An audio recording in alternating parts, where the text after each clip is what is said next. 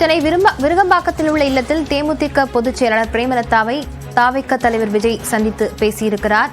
இது தொடர்பான விவரங்களுடன் செய்தியாளர் செந்தில் ராஜா இணைந்திருக்கிறார். செந்தில் ராஜா, இந்த சந்திப்பு எவ்வளவு ஒரு முக்கியத்துவமான ஒன்றாக பார்க்கப்படுது?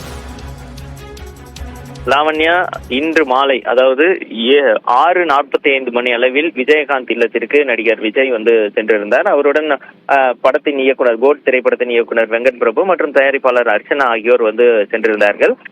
இந்த சந்திப்பினுடைய முக்கிய நோக்கமாக பார்க்கப்படுவது 2 விஷயம்தான். ஒன்று, மறைந்த விஜயகாந்த் அவர்களுடைய காட்சியை ஏஐ தொழில்நுட்பம் மூலமாக கோட் திரைப்படத்தில் பயன்படுத்தி இருக்கிறார்கள். இந்த அனுமதியை வழங்கிய பிரேமலதாவுக்கு நன்றி தான் அவர்கள் சென்றிருந்தார்கள். அங்கு சில விஷயங்கள் விவாதிக்கப்பட்டிருக்கிறது. அதாவது முக்கியமா சில விஷயங்கள் பேசியிருக்கிறார்கள்.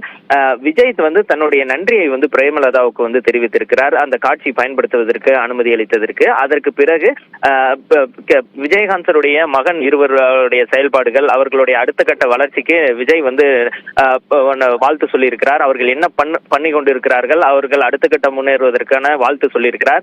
அது மட்டும் இல்லாமல் மிக முக்கியமாக இன்னொரு விஷயம் பேசியிருக்கிறார்கள். குறிப்பாக பிரேமலதா விஜயகாந்த் விஜயிடம் விஜய் தொடங்கி இருக்க கட்சிக்கு வாழ்த்து சொல்லியிருக்கிறார். அது மட்டும் இல்லாமல் விஜய் கட்சியுடைய அந்த பணிகள் எவ்வாறு சென்று கொண்டிருக்கிறார்கள், என்னென்னலாம் செய்து கொண்டிருக்கிறார் என்பதெல்லாம் கேட்டு தெரிந்து கொண்டிருக்கிறார். அது மட்டும் இல்லாமல் மக்கள் பணி செய்வதற்கு வாழ்த்து, நீங்க இன்னும் பெரிய அளவில் வர வேண்டும் என்றெல்லாம் பிரேமலதா விஜயகாந்த் விஜய்க்கு வாழ்த்தி இருக்கிறார். லாவண்யா, விவரங்களுக்கு நன்றி செந்தில் ராஜா.